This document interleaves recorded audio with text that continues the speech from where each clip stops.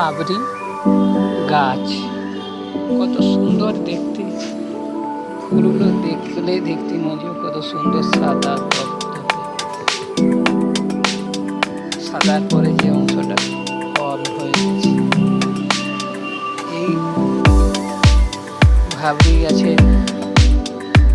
রস যদি নখনি নেওয়া হয় খুব ভালো হয়ে যায়।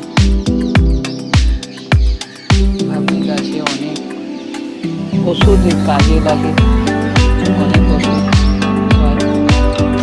এই ভাবরি গাছটি যেখানে পাবেন বাড়িতে রাখবেন, অবশ্যই কাজে লাগবে। তোমরা সকলেই জানি খুবই ভালো।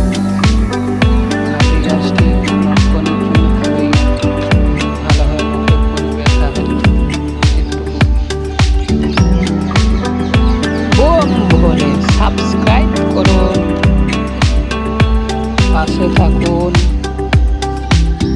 সাপোর্ট করুন, বেশি বেশি করে